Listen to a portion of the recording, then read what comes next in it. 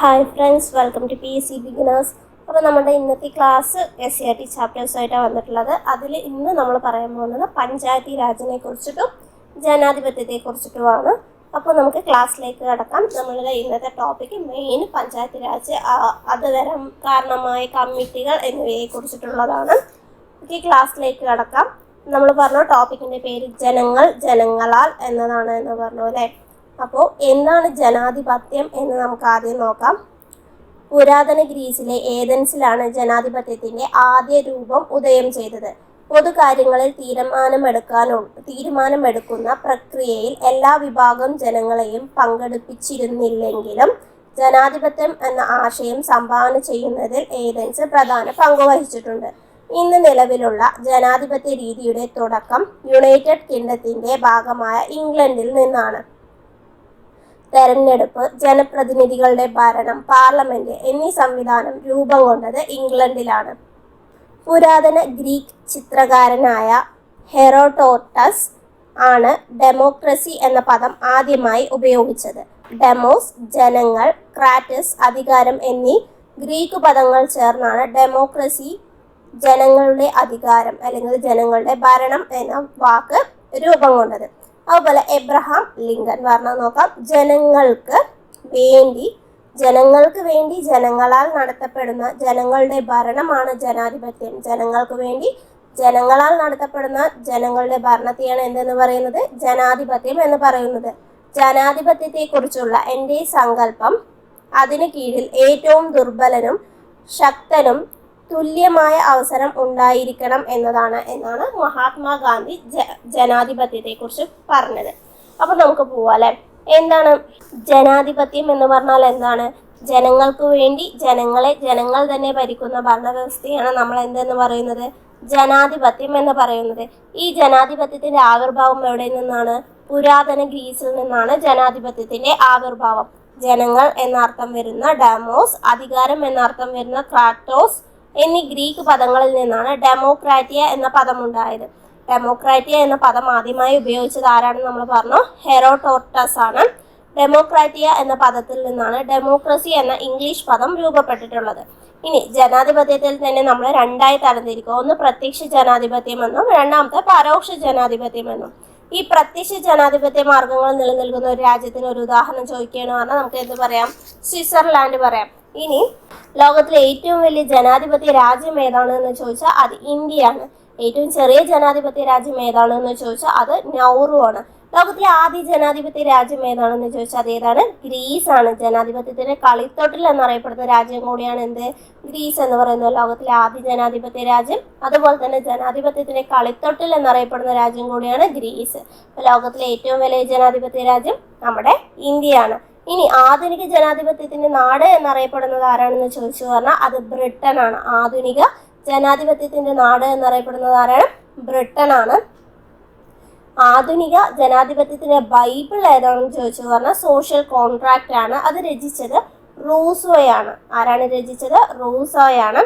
അപ്പോൾ പ്രത്യക്ഷ ജനാധിപത്യത്തിന്റെ ആലയം എന്നറിയപ്പെടുന്ന രാജ്യമാണ് സ്വിറ്റ്സർലാൻഡ്. നമ്മൾ പറഞ്ഞു പ്രത്യക്ഷ ജനാധിപത്യ മാർഗങ്ങൾ നിലനിൽക്കുന്ന ഒരു രാജ്യത്തിന് ഉദാഹരണമാണ് സ്വിറ്റ്സർലാൻഡ് എന്ന് പറഞ്ഞു അല്ലേ. അപ്പോൾ ഒരു ജനാധിപത്യ രാജ്യത്തിൽ യാഥാർത്ഥ അധികാരം കൈയാളുന്നത് ആരായിരിക്കാം? ജനങ്ങളായിരിക്കാം അല്ലേ. ഇനി ജനാധിപത്യത്തെക്കുറിച്ച് നമ്മൾ ഓരോരുത്തരുടെ നിർവചനം നോക്കി. എബ്രഹാം ലിങ്കൻ എന്താ പറഞ്ഞത്? ജനങ്ങൾക്ക് വേണ്ടി ജനങ്ങളാൽ നടത്തപ്പെടുന്ന ജനങ്ങളുടെ ഭരണമാണ് ജനാധിപത്യം എന്ന് പറയുന്നത്. ഇതാണ് എബ്രഹാം ലിങ്കൻ ജനാധിപത്യത്തെക്കുറിച്ച് പറഞ്ഞത്. ഇനി മഹാത്മാഗാന്ധി എന്ത് പറഞ്ഞു? ജനാധിപത്യ ഭരണം ജനങ്ങളുടെ ആഗ്രഹങ്ങൾക്ക് അനുസൃതമായിരിക്കണം എന്ന് പറഞ്ഞത് ആരാണ്? അത് മഹാത്മാഗാന്ധിയാണ്. ഇനി ജവഹർലാൽ നെഹ്റു പറഞ്ഞത് എന്താണ്? ജനാധിപത്യം സഹിഷ്ണുതയാണ്. നമ്മോട് യോജിക്കുന്നവരോട് മാത്രമല്ല വിയോജിക്കുന്നവരോടുമുള്ള സഹിഷ്ണുത. അതാണ് എന്ത്? ജനാധിപത്യം എന്ന് ജവഹർലാൽ നെഹ്റു പറഞ്ഞത്. അമർത്യ സെൻ എങ്ങനെയാണ് അതിനെ നിർവചിച്ചിട്ടുള്ളത്?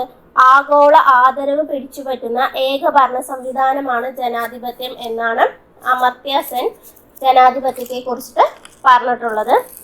നമുക്ക് പങ്കാളിത്ത ജനാധിപത്യവും അതുപോലെ പരോക്ഷ ജനാധിപത്യം, പ്രാതിനിധ്യ ജനാധിപത്യം, നമ്മൾ പ്രത്യക്ഷ ജനാധിപത്യം പരോക്ഷ ജനാധിപത്യം എന്നതിനെ കുറിച്ചിട്ട് പറഞ്ഞല്ലോ. അതിനെ കുറിച്ചിട്ട് തന്നെ ടെക്സ്റ്റ് ബുക്കിൽ തന്നതും കൂടെ നമുക്ക് നോക്കാം.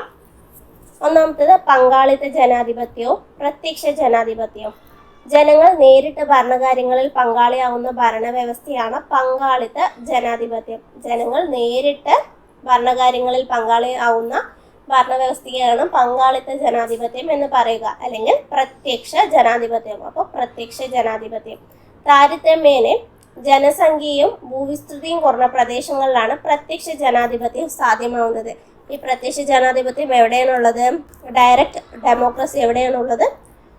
താരതമ്യേന ജനസംഖ്യയും ഭൂവിസ്തൃതിയും കുറഞ്ഞ പ്രദേശങ്ങളിലാണ് പ്രത്യക്ഷ ജനാധിപത്യം ഉള്ളത്. ഇനി പരോക്ഷ ജനാധിപത്യത്തെ കുറിച്ച് ചോദിച്ചാലോ? പരോക്ഷ ജനാധിപത്യം അല്ലെങ്കിൽ പ്രാതിനിധ്യ ജനാധിപത്യം. ജനങ്ങൾ തെരഞ്ഞെടുക്കുന്ന പ്രതിനിധികൾ ജനങ്ങൾക്ക് വേണ്ടി ഭരണം നടത്തുന്ന ജനാധിപത്യ രീതിയാണ് പരോക്ഷ ജനാധിപത്യം അല്ലെങ്കിൽ പ്രാതിനിധ്യ ജനാധിപത്യം.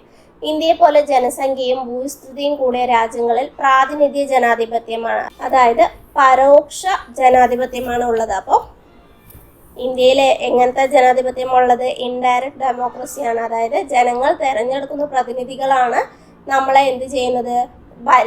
ജനങ്ങൾക്ക് വേണ്ടി ഭരണം നടത്തുന്നത്, അല്ലെ? അങ്ങനെയുള്ളവരെയാണ് എന്തെന്ന് പറയാ? പ്രാതിനിധ്യ ജനാധിപത്യം അല്ലെങ്കിൽ പരോക്ഷ ജനാധിപത്യം എന്ന് പറയാം. ആദ്യം നമ്മൾ ഏതാ പറഞ്ഞിട്ടുണ്ടായിരുന്നത്? പങ്കാളിത്ത ജനാധിപത്യം അല്ലെങ്കിൽ പ്രത്യക്ഷ ജനാധിപത്യം. രണ്ടാമത്തെ പരോക്ഷ ജനാധിപത്യം അല്ലെങ്കിൽ പ്രാതിനിധ്യ ജനാധിപത്യം എന്നതിനെ കുറിച്ചിട്ടാണ് പറഞ്ഞത്. ഇനി നമുക്ക് ജനാധിപത്യത്തിന്റെ സവിശേഷതകൾ നോക്കാം. ജനാധിപത്യ സംവിധാനത്തിൽ ജനങ്ങൾക്കാണ് പരമമായ അധികാരമുള്ളത്. അപ്പോൾ അവിടെ പരമമായ അധികാരം ആർക്കാണ് ഉള്ളത്? ജനങ്ങൾക്കാണ് ഉള്ളത്. ഇനി സ്വതന്ത്രവും നീതിപൂർവകവുമായ തെരഞ്ഞെടുപ്പാണ് ജനാധിപത്യത്തിന്റെ മറ്റൊരു സവിശേഷത എന്ന് പറയുന്നത്. ഇനി മൂന്നാമത്തെ നോക്കുകയാണെങ്കിലോ, ഗവൺമെന്റിനെ വിമർശനങ്ങളിലൂടെ മെച്ചപ്പെടുത്താൻ സഹായിക്കുന്ന പ്രതിപക്ഷവും എവിടെയുണ്ടാവും? ജനാധിപത്യ ഭരണത്തിൽ ഉണ്ടാവും. അടുത്തത് നിയമത്തിന് മുന്നിൽ എല്ലാവർക്കും തുല്യത ഉറപ്പുവരുത്തുന്ന നിയമവാഴ്ചയാണ് ജനാധിപത്യത്തിന്റെ മറ്റൊരു സവിശേഷത എന്ന് പറയുന്നത്. ജനങ്ങളെയും ഭരണകൂടത്തെയും തമ്മിൽ ബന്ധിപ്പിക്കാൻ സഹായിക്കുന്ന സ്വതന്ത്ര വാർത്താ മാധ്യമങ്ങളും ഈ ജനാധിപത്യ ഭരണത്തിന്റെ സവിശേഷതകൾ മറ്റൊന്നാണ്. സ്വതന്ത്രവും നിഷ്പക്ഷവുമായ നീതിന്യായ വ്യവസ്ഥ. അപ്പൊ എന്തൊക്കെയാണ് ജനാധിപത്യത്തിന്റെ സവിശേഷതകൾ പറഞ്ഞത്? ജനാധിപത്യ സംവിധാനത്തിൽ ജനങ്ങൾക്കാണ് എന്തുണ്ടാവുക? അധികാരം ഉണ്ടാവുക. സ്വതന്ത്രവും നീതിപൂർവവുമായ തെരഞ്ഞെടുപ്പ് ഉണ്ടാവും. ഗവൺമെന്റിനെ വിമർശനങ്ങളിലൂടെ മെച്ചപ്പെടുത്താൻ വേണ്ടിയിട്ട് അവിടെ എന്തുണ്ടാവും? ഒരു പ്രതിപക്ഷം ഉണ്ടാവും. നിയമത്തിന് മുന്നിൽ എല്ലാവർക്കും തുല്യത ഉറപ്പുവരുത്തുന്ന നിയമവാഴ്ചയുണ്ടാവും. ജനങ്ങളെയും ഭരണകൂടത്തെയും തമ്മിൽ ബന്ധിപ്പിക്കാൻ സഹായിക്കുന്ന സ്വതന്ത്ര വാർത്താ മാധ്യമങ്ങളും ഉണ്ടാവും. സ്വതന്ത്രവും നിഷ്പക്ഷവുമായ നീതിന്യായ വ്യവസ്ഥയും ജനാധിപത്യത്തിന്റെ സവിശേഷതയാണ്. തദ്ദേശ സ്വയംഭരണ സ്ഥാപനങ്ങൾ ഗ്രാമപ്രദേശങ്ങളിലെ ത്രിതല പഞ്ചായത്ത് സംവിധാനങ്ങളായ ഗ്രാമപഞ്ചായത്ത്, ബ്ലോക്ക് പഞ്ചായത്ത്, ജില്ലാ പഞ്ചായത്ത് തുടങ്ങിയവയും നഗരപ്രദേശങ്ങളിലെ ഭരണ സ്ഥാപനങ്ങളായ മുനിസിപ്പാലിറ്റികൾ, കോർപ്പറേഷനുകൾ എന്നിവയും ഉൾക്കൊള്ളുന്നതാണ് തദ്ദേശ സ്വയംഭരണ സ്ഥാപനങ്ങൾ. അപ്പോൾ ഏതൊക്കെയാണ്?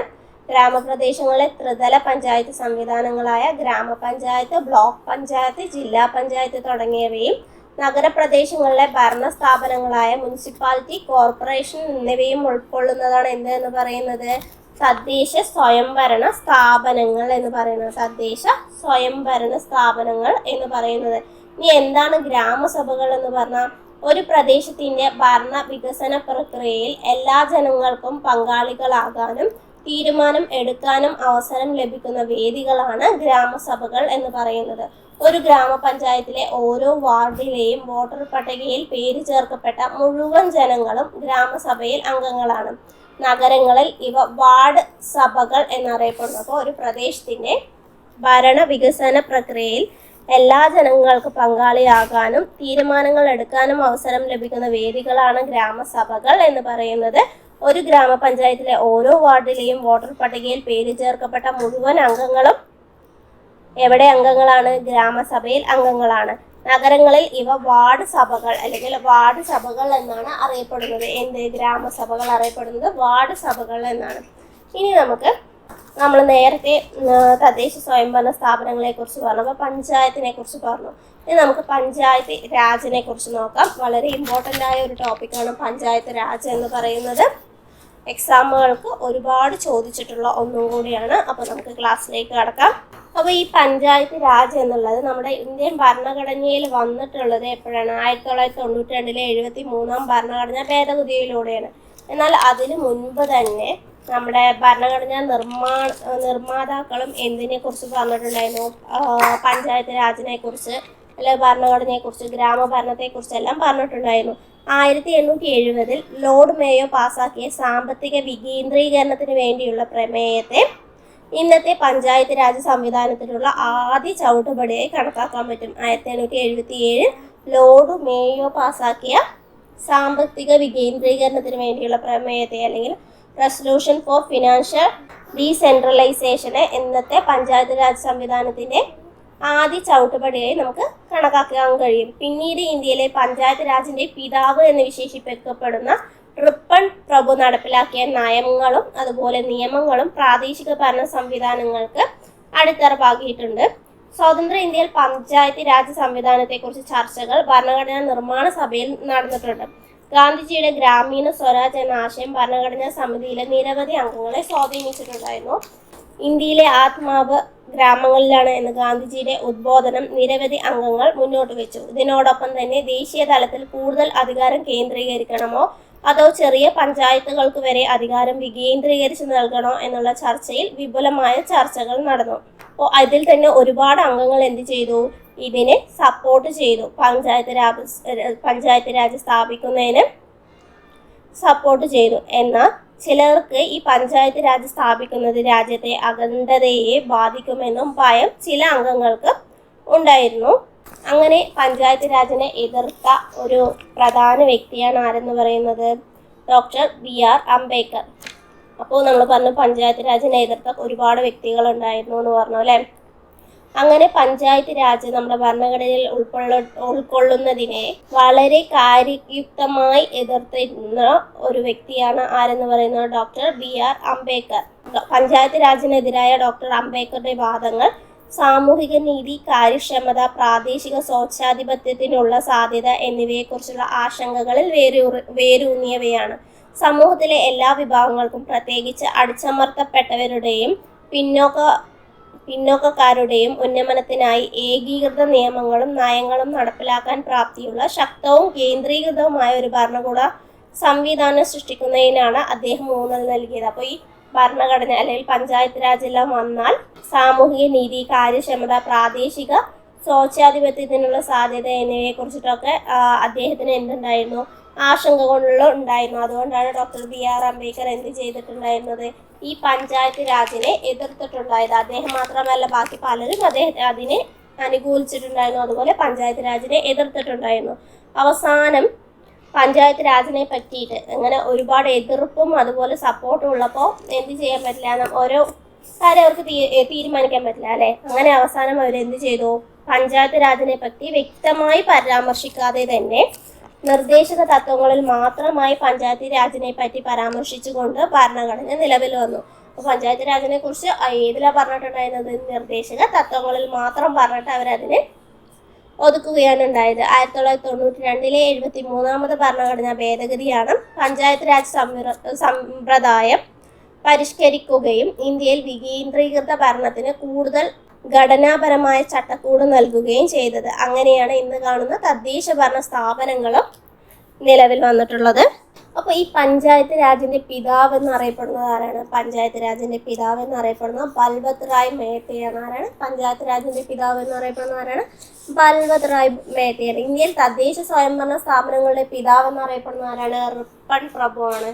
ഇന്ത്യയിൽ തദ്ദേശ സ്വയംഭരണ സ്ഥാപനങ്ങളുടെ പിതാവ് എന്നറിയപ്പെടുന്ന ആരാണ്? റിപ്പൺ പ്രഭുവാണ്. നമ്മൾ നേരത്തെ പറഞ്ഞ ഇന്ത്യയിലെ പഞ്ചായത്ത് രാജിൻ്റെ പിതാവ് എന്ന് വിശേഷിപ്പിക്കപ്പെടാവുന്ന റിപ്പൺ പ്രഭു നടപ്പിലാക്കിയ നയങ്ങളും നിയമങ്ങളും പ്രാദേശിക ഭരണ സംവിധാനത്തിന് അടിത്തറയാക്കിയിരുന്നു. അപ്പോൾ റിപ്പൺ പ്രഭു എങ്ങനെയാണ് അറിയപ്പെടുന്നത്? ഇന്ത്യയിലെ തദ്ദേശീയ സ്വയംഭരണ സ്ഥാപനങ്ങളുടെ പിതാവ് എന്നാണ്. പഞ്ചായത്ത് രാജിൻ്റെ പിതാവ് എന്നറിയപ്പെടുന്ന ആരാണ്? ബൽവത് റായ് മേത്തയാണ്. അപ്പോൾ എന്താണ് ഈ പഞ്ചായത്ത് രാജ് എന്നതുകൊണ്ട് ഉദ്ദേശിക്കുന്നത്? ഗ്രാമീണ പ്രാദേശിക സ്വയംഭരണ സംവിധാനത്തെയാണ് ഈ പഞ്ചായത്ത് രാജ് എന്ന പദം അർത്ഥമാക്കുന്നത്. ഗ്രാമീണ പ്രാദേശിക സ്വയംഭരണത്തെയാണ്. ഇന്ത്യയിലെ എല്ലാ സംസ്ഥാനങ്ങളിലും ഈ പഞ്ചായത്ത് രാജ് എന്നുള്ള വ്യവസ്ഥ അല്ലെങ്കിൽ സ്ഥാപനം എന്ത് ചെയ്തിട്ടുണ്ട്? എസ്റ്റാബ്ലിഷ് ചെയ്തിട്ടുണ്ട്. എന്താണ് സമൂഹത്തിലെ താഴെത്തട്ടിൽ ജനാധിപത്യം സ്ഥാപിച്ചെടുക്കുന്നതിനായി സംസ്ഥാന നിയമസഭയുടെ നിയമനിർമ്മാണത്തിന് വിധേയമായി ഇന്ത്യയിലെ എല്ലാ സംസ്ഥാനങ്ങളിലും ഈ വ്യവസ്ഥ സ്ഥാപനം ചെയ്യപ്പെട്ടിട്ടുണ്ട്. ഇനി ഇതിന്റെ പ്രധാന ഉദ്ദേശം, ഈ പഞ്ചായത്ത് രാജിന്റെ പ്രധാന ഉദ്ദേശം എന്താണ്? ഗ്രാമീണ വികസനമാണ്. നമ്മൾ പറഞ്ഞു പഞ്ചായത്ത് രാജ് 1992 73 ഭരണഘടനാ ഭേദഗതി നിയമത്തിലൂടെയാണ് ഭരണഘടനാവൽക്കരിക്കപ്പെടുകയും പഞ്ചായത്ത് രാജ് സംവിധാനങ്ങൾക്ക് ഭരണഘടനാ പദവി നൽകുകയും ചെയ്യപ്പെട്ടിട്ടുള്ളത്. അപ്പോൾ 1992 73 ഭേദഗതിയിലൂടെയാണ് പഞ്ചായത്ത് രാജ് സംവിധാനങ്ങൾക്ക് ഭരണഘടനാ പദവി ലഭിച്ചിട്ടുള്ളത്. ഇനി പഞ്ചായത്ത് രാജിന്റെ ആധുനിക സ്ഥാപനവൽക്കരണം, അപ്പോൾ അത് ഏതൊക്കെ കമ്മിറ്റികളാണ് ഇതിൽ വന്നിട്ടുള്ളത് എന്ന് നമുക്ക് നോക്കാം. ഒന്ന് ബൽവത് റായ് മേത്ത കമ്മിറ്റി, അതുപോലെ തന്നെ Ashok Mehta committee, GVK Rao committee, LM Singhvi committee, Thungon committee, അതുപോലെ ഗാഡ്ഗിൽ കമ്മിറ്റി എന്നിവയൊക്കെയാണ് ഈ പഞ്ചായത്ത് രാജുമായി ബന്ധപ്പെട്ടിട്ടുള്ള കമ്മിറ്റികൾ എന്ന് പറയുന്നത്. അപ്പോൾ അതിൽ ആദ്യത്തെ നമുക്ക് നോക്കാം ബൽവത് റായ് മേത്ത കമ്മിറ്റി. 1957 ബൽവത് റായ് മേത്ത കമ്മിറ്റി നിലവിൽ വന്നത്. ഇത് എന്തിനു വേണ്ടിയിട്ടാണ് പ്രധാനമായി ഇതിനെ നിയമിച്ചത് ചോദിച്ചാൽ കമ്മ്യൂണിറ്റി ഡെവലപ്മെന്റ് പ്രോഗ്രാമിന്റെ അവസ്ഥ പരിശോധിക്കുന്നതിന് വേണ്ടിയിട്ടാണ് പ്രധാനമായും ബൽവത് റായ് മേത്ത കമ്മിറ്റിയെ നിയോഗിച്ചത്. 1952 സാമൂഹിക വികസന പദ്ധതി, 1953 നാഷണൽ എക്സ്റ്റൻഷൻ സർവീസ് എന്നിവയുടെ പ്രായോഗികവൽക്കരണം വിലയിരുത്താനും അവയുടെ മികച്ച പ്രവർത്തനത്തിനുള്ള നടപടികൾ നിർദ്ദേശിക്കാനുമായിട്ടാണ് 1957 ജനുവരിയിൽ ഇന്ത്യ ഗവൺമെന്റ് ബൽവത് റായ് മേത്ത കമ്മിറ്റിയെ നിയോഗിച്ചത്. അതിന്റെ ചെയർമാൻ ആരായിരുന്നു? ബൽവത് റായ് മേത്തയായിരുന്നു ചെയർമാൻ. പിന്നീട് അവർ 1957 നവംബറിൽ കമ്മിറ്റി അതിന്റെ റിപ്പോർട്ട് സമർപ്പിക്കുകയും ജനാധിപത്യ വികേന്ദ്രീകരണ പദ്ധതി സ്ഥാപിക്കാൻ ശുപാർശ ചെയ്യുകയും ചെയ്തിട്ടുണ്ടായിരുന്നു. സമിതിയുടെ ഈ ശുപാർശകളൊക്കെ 1958 ജനുവരിയിൽ ദേശീയ വികസന കൗൺസിൽ അംഗീകരിക്കുകയുണ്ടായി. അപ്പോൾ അവരെന്തൊക്കെയാണ് ശുപാർശ ചെയ്തത് എന്ന് ചോദിച്ചാൽ ഇമ്പോർട്ടൻ്റ് ആയ ഒന്നാണ് ത്രിതല പഞ്ചായത്ത് സംവിധാനം. അപ്പോൾ ത്രിതല പഞ്ചായത്ത് സംവിധാനം ശുപാർശ ചെയ്ത ആരാണ്? ബൽവത് റായ് മേത്ത കമ്മിറ്റിയാണ്. ത്രിതല പഞ്ചായത്ത് സംവിധാനം ഗ്രാമതലത്തിൽ ഗ്രാമപഞ്ചായത്ത്, ബ്ലോക്ക് തലത്തിൽ പഞ്ചായത്ത് സമിതി, ജില്ലാ തലത്തിൽ ജില്ലാ പഞ്ചായത്ത്, എങ്ങനെയാണ് ത്രിതല പഞ്ചായത്ത് സംവിധാനം അവർ മുന്നോട്ട് വെച്ചത്. അതുപോലെ ഗ്രാമപഞ്ചായത്ത് നേരിട്ട് തെരഞ്ഞെടുക്കപ്പെടുന്ന ജനപ്രതിനിധികളാൽ രൂപീകരിക്കപ്പെടുമ്പോൾ പഞ്ചായത്ത് സമിതിയും ജില്ലാ പരിഷത്തും പരോക്ഷമായി തിരഞ്ഞെടുക്കപ്പെട്ട അംഗങ്ങളെ ഉൾപ്പെടുത്തി രൂപപ്പെട്ടതാവണം എന്നും കൂടി അവർ പറഞ്ഞു. അതുപോലെ എല്ലാ ആസൂത്രണ വികസന പ്രവർത്തനങ്ങളും ഈ സ്ഥാപനങ്ങളെ ഏൽപ്പിക്കുകയും വേണം. ഈ ജില്ലാ പരിഷത്തിന്റെ ചെയർമാൻ എന്ന് പറയുന്നത് ആരാവണമെന്നാണ് പറയുന്നത്? ജില്ലാ കളക്ടർ ആവണം എന്ന് പറഞ്ഞു. ഈ ജനാധിപത്യ സ്ഥാപനങ്ങൾക്ക് അധികാരത്തിന്റെയും ഉത്തരവാദിത്തത്തിന്റെയും യാഥാർത്ഥ കൈമാറ്റം ഉണ്ടാവണമെന്നും ആര് പറഞ്ഞിട്ടുണ്ടായിരുന്നു? ബൽവത് റായ് മേത്ത കമ്മിറ്റിയിൽ പറഞ്ഞിട്ടുണ്ടായിരുന്നു. അപ്പോൾ അടുത്തത് അശോക് മേത്ത കമ്മിറ്റി. 1977 ഡിസംബറിലാണ് അത് നിയമിച്ചത്. 1978 ഓഗസ്റ്റിൽ കമ്മിറ്റി റിപ്പോർട്ട് സമർപ്പിച്ചു.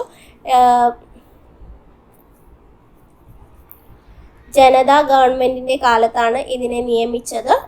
ആരുടെ കാലത്തായിരുന്നു? ജനതാ ഗവൺമെന്റിന്റെ കാലത്തായിരുന്നു. അടിയന്തരാവസ്ഥയ്ക്ക് ശേഷം അധികാരത്തിലേറിയ ജനതാ ഗവൺമെന്റ് 1977 ഡിസംബറിൽ അശോക് മേത്തയുടെ അധ്യക്ഷതയിൽ പഞ്ചായത്ത് രാജ് സ്ഥാപനങ്ങളുടെ പ്രവർത്തനം വിലയിരുത്താൻ വേണ്ടിയിട്ട് ഒരു സമിതിയെ നിയോഗിക്കുകയുണ്ടായി. അവർ 132 ശുപാർശകൾ നൽകിക്കൊണ്ട് 1978 ഓഗസ്റ്റിൽ കമ്മിറ്റി എന്ത് ചെയ്തു? അശോക് മേത്ത കമ്മിറ്റി 132 ശുപാർശകൾ നൽകിക്കൊണ്ട് റിപ്പോർട്ട് സമർപ്പിച്ചു. ഇത് ജനതാ ഗവൺമെന്റിന്റെ കാലാവധി പൂർത്തിയാക്കുന്നതിന് മുമ്പ് തന്നെ തകർച്ചയിൽ ഏർപ്പെട്ടതിനാൽ ഈ കമ്മിറ്റിയുടെ ശുപാർശകളൊന്നും കേന്ദ്ര തലത്തിൽ നടപ്പിൽ വരുത്താൻ സാധിച്ചിട്ടില്ല. എന്നാൽ കർണാടക, പശ്ചിമ ബംഗാൾ, ആന്ധ്രാപ്രദേശ് എന്നീ 3 സംസ്ഥാനങ്ങൾ അശോക് മേത്ത കമ്മിറ്റിയുടെ ചില ശുപാർശകൾ കണക്കിലെടുക്കുകയും പഞ്ചായത്ത് രാജ് സംവിധാനങ്ങൾക്ക് പുനരുജ്ജീവിപ്പിക്കുന്നതിനാവശ്യമായ നടപടികൾ സ്വീകരിക്കുകയും ചെയ്തു. അപ്പോൾ 132 ശുപാർശകളാണ് അശോക് മേത്ത കമ്മിറ്റി നൽകിയത്. പഞ്ചായത്ത് രാജിന്റെ ത്രിതല സമ്പ്രദായത്തിന് പകരമായി ജില്ലാ തലത്തിൽ ജില്ലാ പരിഷത്തും അതിനു താഴെ മണ്ഡലം പഞ്ചായത്തും ഉൾക്കൊള്ളുന്ന ദ്വിതല സമ്പ്രദായം നടപ്പിൽ വരുത്തണമെന്ന് പറഞ്ഞു. ഇങ്ങനെ പഞ്ചായത്ത് രാജിന്റെ ത്രിതല സമ്പ്രദായത്തിന് പകരമായി ജില്ലാ തലത്തിൽ ജില്ലാ പരിഷത്തും അതിനു താഴെ മണ്ഡലം പഞ്ചായത്തും ഉൾക്കൊള്ളുന്ന ദ്വിതല സമ്പ്രദായമാണ് അശോക് മേത്ത കമ്മിറ്റി ശുപാർശ ചെയ്തത്. അതുപോലെ തന്നെ പഞ്ചായത്ത് തെരഞ്ഞെടുപ്പിന്റെ എല്ലാ തലങ്ങളിലും രാഷ്ട്രീയ പാർട്ടികളുടെ ഔദ്യോഗിക പങ്കാളിത്തം ഉണ്ടായിരിക്കണമെന്നും ആര് പറഞ്ഞു? അശോക് മേത്ത കമ്മിറ്റി പറഞ്ഞു. സ്വന്തം സാമ്പത്തിക സ്രോതസ്സുകൾ സമാഹരിക്കാൻ പഞ്ചായത്ത് രാജ് സ്ഥാപനങ്ങൾക്ക് നിർബന്ധിത നികുതി അധികാരം ഉണ്ടായിരിക്കണമെന്നും അശോക് മേത്ത കമ്മിറ്റി ശുപാർശ ചെയ്തു. പഞ്ചായത്ത് രാജ് സ്ഥാപനങ്ങളുമായി ബന്ധപ്പെട്ട വിഷയങ്ങൾ കൈകാര്യം ചെയ്യാൻ സംസ്ഥാന മന്ത്രിസഭയിൽ പഞ്ചായത്തി രാജിനായി ഒരു മന്ത്രിയെ നിയമിക്കണം. അതുപോലെ പട്ടികജാതി പട്ടികവർഗ വിഭാഗങ്ങൾക്ക് അവരുടെ ജനസംഖ്യാനുപാതികമായി സീറ്റുകൾ സംവരണം ചെയ്യണം. പഞ്ചായത്ത് രാജ് സ്ഥാപനങ്ങൾക്ക് ഭരണഘടനാ പദവി നൽകണമെന്നെല്ലാമാണ് അശോക് മേത്ത കമ്മിറ്റി പറഞ്ഞത്. അപ്പോൾ ഭരണഘടനാ പദവി നൽകണമെന്ന് പറഞ്ഞത് ആരായിരുന്നു? അശോക് മേത്ത കമ്മിറ്റിയാണ്. ദ്വിതലമാണ്. ത്രിതല സമ്പ്രദായം പറഞ്ഞത് ആരായിരുന്നു? നമ്മൾ നേരത്തെ പറഞ്ഞു. ത്രിതല സമ്പ്രദായം പറഞ്ഞത് ബൽവത് റായ് മേത്ത കമ്മിറ്റിയാണെന്ന് പറഞ്ഞു. ദ്വിതല സംവിധാനമാണ് ആര് പറഞ്ഞത്? അശോക് മേത്ത കമ്മിറ്റി പറഞ്ഞത്. അതിനുശേഷം വന്നതാണ് GVK Rao committee. 1985 GVK Rao അധ്യക്ഷതയിൽ ഒരു കമ്മിറ്റി ആസൂത്രണ കമ്മീഷൻ നിയമിച്ചത്. വികസന പ്രക്രിയ ക്രമേണ ഉദ്യോഗവൽക്കരിക്കപ്പെട്ടുവെന്നും പഞ്ചായത്ത് രാജിൽ നിന്ന് വേർപിരിഞ്ഞുവെന്നുമായിരുന്നു ഈ സമിതിയുടെ നിഗമനം എന്ന് പറയുന്നത്. ജനാധിപത്യവൽക്കരിക്കപ്പെടേണ്ടതിനു പകരമായി രൂപപ്പെട്ട ഇത്തരത്തിലുള്ള ഉദ്യോഗസ്ഥവൽക്കരണം പഞ്ചായത്ത് രാജ് സംവിധാനങ്ങളിലെ ദുർബലപ്പെടുത്തിയെന്നും GVK റാവു കമ്മിറ്റി മുന്നോട്ട് വെച്ചു. ഇവരുടെ ശുപാർശകൾ എന്തായിരുന്നു എന്ന് പറഞ്ഞാൽ, ജനാധിപത്യ വികേന്ദ്രീകരണ പ്രക്രിയയിൽ സുപ്രധാന പ്രാധാന്യമുള്ളതായിരിക്കണം ജില്ലാ പഞ്ചായത്ത് എന്നും, അതുപോലെ ജില്ലയിലും താഴെത്തട്ടിലുമുള്ള പഞ്ചായത്ത് രാജ് സ്ഥാപനങ്ങളായിരിക്കണം ഗ്രാമീണ വികസന പദ്ധതികളുടെ ആസൂത്രണം, നടപ്പാക്കൽ, നിരീക്ഷണം എന്നിവയുമായി ബന്ധപ്പെട്ട പ്രധാന ഉത്തരവാദിത്തങ്ങൾ നൽകപ്പെടേണ്ടത് എന്നും, ജില്ലാ വികസന കമ്മീഷണറുടെ തസ്തിക സൃഷ്ടിക്കുകയും അദ്ദേഹം ജില്ലാ പരിഷത്തിന്റെ ചീഫ് എക്സിക്യൂട്ടീവ് ഓഫീസറായി പ്രവർത്തിക്കുകയും ജില്ലാ തലത്തിൽ എല്ലാ വികസന വകുപ്പുകളുടെയും ചുമതല വഹിക്കുകയും വേണമെന്നും പറഞ്ഞു. പഞ്ചായത്ത് രാജ് സ്ഥാപനങ്ങളിലേക്കുള്ള തെരഞ്ഞെടുപ്പ് പതിവായി നടത്തണമെന്ന് പറഞ്ഞു. എല്ലാ വികസന ആസൂത്രണ പ്രവർത്തനങ്ങളുടെയും ജില്ലാതല സംഘാടകൻ ജില്ലാ കളക്ടർ ആയിരിക്കണമെന്നും സമിതി ശുപാർശ ചെയ്തു. അപ്പോൾ തലവനായിരിക്കണമെന്നാണ് ആരായിരിക്കണമെന്നാണ് ഈ കമ്മിറ്റി പറഞ്ഞത്? ജില്ലാ തലവനായിരിക്കണമെന്ന് പറഞ്ഞു. അതിനുശേഷം വന്നതാണ് LM സിംഗ്വി കമ്മിറ്റി എന്ന് പറയുന്നത്. ജനാധിപത്യത്തിനും വികസനത്തിനുമായി പഞ്ചായത്ത് രാജ് സ്ഥാപനങ്ങൾക്ക് പുതുജീവൻ നൽകുന്നതിനുള്ള ധാരണാപത്രം തയ്യാറാക്കാൻ 1986 രാജീവ് ഗാന്ധി സർക്കാർ LM സിംഗ്വിയുടെ അധ്യക്ഷതയിൽ ഒരു കമ്മിറ്റിയെ നിയോഗിച്ചു. ഇവരുടെ പ്രധാന ശുപാർശകൾ എന്തായിരുന്നു? പഞ്ചായത്ത് രാജ് സ്ഥാപനങ്ങൾക്ക് ഭരണഘടനാ പദവിയും സംരക്ഷണവും നൽകണം. അതുപോലെ പഞ്ചായത്ത് രാജ് സ്ഥാപനങ്ങളിലേക്ക് കൃത്യവും സ്വതന്ത്രവും നീതിയുക്തവുമായ തെരഞ്ഞെടുപ്പ് ഉറപ്പുവരുത്തുന്നതിനുള്ള ഭരണഘടനാ വ്യവസ്ഥകൾ നിർദ്ദേശിച്ചു. ഗ്രാമപഞ്ചായത്തുകളെ കൂടുതൽ കാര്യക്ഷമമാക്കുന്നതിനായി ഗ്രാമങ്ങൾ പുനഃക്രമീകരിക്കാൻ പറഞ്ഞു. ഗ്രാമസഭയുടെ പ്രാധാന്യം ഉയർത്തിപ്പിടിക്കുകയും അതിനെ നേരിട്ടുള്ള ജനാധിപത്യത്തിന്റെ പ്രതീകമായി കണക്കാക്കുകയും ചെയ്തു. ഇതൊക്കെയായിരുന്നു LM സിംഗ്വിയുടെ പ്രധാന ശുപാർശകൾ എന്ന് പറയുന്നത്. അതിനുശേഷം വന്നതാണ് തുങ്കൻ കമ്മിറ്റി എന്ന് പറയുന്നത്. 1988 PK തുങ്കന്റെ അധ്യക്ഷതയിൽ തുങ്കൻ കമ്മിറ്റി സ്ഥാപിക്കുകയുണ്ടായത്. പഞ്ചായത്ത് രാജ് സംവിധാനങ്ങൾ ശക്തിപ്പെടുത്താൻ ഈ സമിതി നിർദ്ദേശിക്കുകയും ചെയ്തു. അവരുടെ ശുപാർശയായിരുന്നു പഞ്ചായത്ത് രാജ് സ്ഥാപനങ്ങൾക്ക് ഭരണഘടനാപരമായ അംഗീകാരം നൽകണം എന്നത്. ഗ്രാമ, ബ്ലോക്ക്, ജില്ലാ തലങ്ങളിൽ പഞ്ചായത്തുകളുള്ള പഞ്ചായത്ത് രാജിന്റെ ത്രിതല സംവിധാനം. അതുപോലെ പഞ്ചായത്ത് രാജ് സംവിധാനങ്ങൾക്ക് 5 വർഷത്തെ നിശ്ചിത കാലാവധി ഉണ്ടായിരിക്കണം എന്ന് പറഞ്ഞത് ഏതായിരുന്നു? തുങ്കൻ കമ്മിറ്റിയായിരുന്നു. പഞ്ചായത്ത് രാജ് സ്ഥാപനങ്ങൾക്ക് 5 വർഷത്തെ നിശ്ചിത കാലാവധി ഉണ്ടായിരിക്കണമെന്ന് പറഞ്ഞത് തുങ്കൻ കമ്മിറ്റിയാണ്. ആസൂത്രണ മന്ത്രിയുടെ അധ്യക്ഷതയിൽ സംസ്ഥാന തലത്തിൽ ആസൂത്രണ സംഘാടന കമ്മിറ്റി രൂപീകരിക്കണം എന്ന് പറഞ്ഞതും തുങ്കൻ കമ്മിറ്റി തന്നെയാണ്. പഞ്ചായത്ത് രാജ് വിഷയങ്ങളുടെ വിശദമായ ലിസ്റ്റ് തയ്യാറാക്കി ഭരണഘടനയിൽ ഉൾപ്പെടുത്താനും ഈ കമ്മിറ്റി നിർദ്ദേശിച്ചു. ത്രിതല സീറ്റുകളുടെ സംവരണം ജനസംഖ്യാടിസ്ഥാനത്തിലായിരിക്കുന്നതോടൊപ്പം സ്ത്രീ സംവരണവും അനിവാര്യമാണെന്നും ഇവർ ചൂണ്ടിക്കാട്ടി. ഓരോ സംസ്ഥാനത്തും ഒരു സംസ്ഥാന ധനകാര്യ കമ്മീഷൻ രൂപീകരിക്കണം. അതുപോലെ ജില്ലാ പരിഷത്തിന്റെ ചീഫ് എക്സിക്യൂട്ടീവ് ഓഫീസർ ജില്ലാ കളക്ടർ ആയിരിക്കണമെന്നും ആര് പറഞ്ഞു? തുങ്കൻ കമ്മിറ്റി നിർദ്ദേശിച്ചു. അവസാനം വന്ന കമ്മിറ്റിയാണ് ഗാഡ്ഗിൽ കമ്മിറ്റി. 1988 ഗാഡ്ഗിൽ കമ്മിറ്റിയെ നിയോഗിച്ചത്. എന്തിനു വേണ്ടിയിട്ടായിരുന്നു? ഏറ്റവും മികച്ച പഞ്ചായത്ത് രാജ് സ്ഥാപനങ്ങൾ എങ്ങനെ കാര്യക്ഷമമാക്കാം എന്ന് പരിഗണിക്കുന്നതിന് വേണ്ടിയിട്ടാണ് 1988 കോൺഗ്രസ് പാർട്ടി VN ഗാഡ്ഗിൽ അധ്യക്ഷനായ ഗാഡ്ഗിൽ കമ്മിറ്റിയെ നിയോഗിച്ചത്. പഞ്ചായത്ത് രാജ് സ്ഥാപനങ്ങൾക്ക് ഭരണഘടനാ പദവിയും സംരക്ഷണവും നൽകുന്നത് ലക്ഷ്യമിട്ടുള്ള ഭരണഘടനാ ഭേദഗതി ബിൽ തയ്യാറാക്കുന്നതിനുള്ള അടിസ്ഥാനമായത് ഗാഡ്ഗിൽ കമ്മിറ്റിയുടെ ശുപാർശകളായിരുന്നു. അവരെന്ത് പറഞ്ഞു? പഞ്ചായത്ത് രാജ് സ്ഥാപനങ്ങൾക്ക് ഭരണഘടനാ പദവി നൽകണമെന്ന് പറഞ്ഞു. ഗ്രാമ, ബ്ലോക്ക്, ജില്ലാ തലത്തിൽ പഞ്ചായത്തുകളുടെ പഞ്ചായത്തി രാജിന്റെ ത്രിതല സംവിധാനം, അതുപോലെ പഞ്ചായത്ത് രാജ് സ്ഥാപനങ്ങളുടെ കാലാവധി 5 വർഷമായി നിജപ്പെടുത്തി. ഇപ്പോൾ മുൻപ് പറഞ്ഞതിൽ നിന്നൊക്കെ ഇമ്പോർട്ടൻ്റ് ആയത് മാത്രമാണ് ഇവർ എന്ത് ചെയ്തിട്ടുള്ളത്, പിന്നെയും പറഞ്ഞിട്ടുള്ളത്. ഭരണഘടനാ പദവി നൽകാൻ പറഞ്ഞു, അതുപോലെ ത്രിതല സംവിധാനത്തെക്കുറിച്ച് പറഞ്ഞു, 5 വർഷമാക്കാൻ പറഞ്ഞു, അതുപോലെ അംഗങ്ങളെ നേരിട്ട് തിരഞ്ഞെടുക്കാൻ 3 തലങ്ങളിലേക്കുമുള്ള പഞ്ചായത്തുകളിലെ അംഗങ്ങളെ നേരിട്ട് തിരഞ്ഞെടുക്കണമെന്ന് പറഞ്ഞു. പട്ടികജാതി പട്ടികവർഗ വിഭാഗങ്ങൾക്കും സ്ത്രീകൾ എന്നിവരുടെ സംവരണത്തെക്കുറിച്ച് പറഞ്ഞു. ഇതെല്ലാം ഇതിന് മുമ്പ് വന്ന കമ്മിറ്റികളിൽ ഓരോന്നിലായിട്ട് പറഞ്ഞിട്ടുള്ളതാണ് അല്ലേ.